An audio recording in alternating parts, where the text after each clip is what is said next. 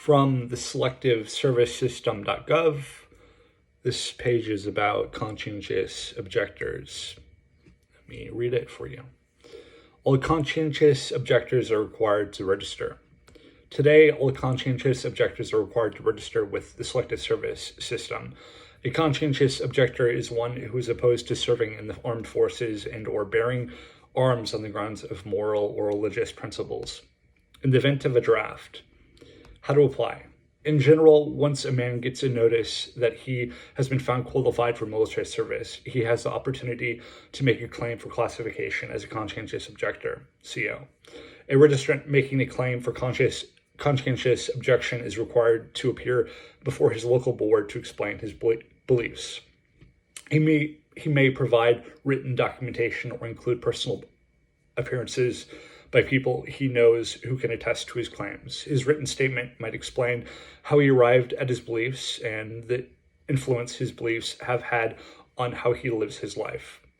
The local board will decide whether to grant or deny a CO classification based on the evidence a registrant has presented.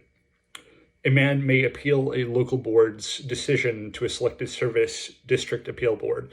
If the appeal board also denies his claim, but the vote is not unanimous, he may further appeal the decision to the National Appeal Board. Who qualifies?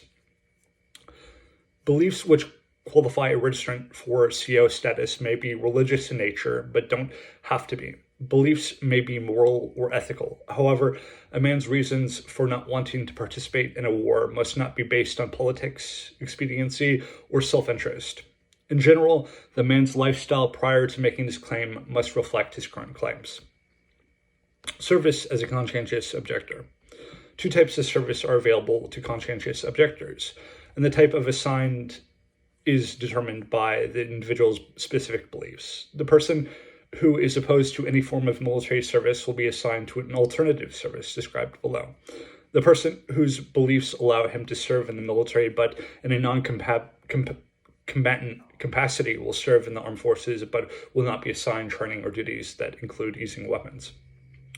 Alternative service. Conscientious objectors opposed to serving in the military will be placed in the Selective Service Alternative Service Program. The program attempts to match COs with local employers. Many types of jobs are available. However, the job must be deemed to make a meaningful contribution to the maintenance of the national health, safety, and interest.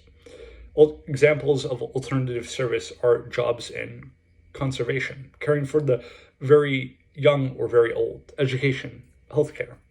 The length of service in the program will equal the amount of time a man would have served in the military, usually 24 months.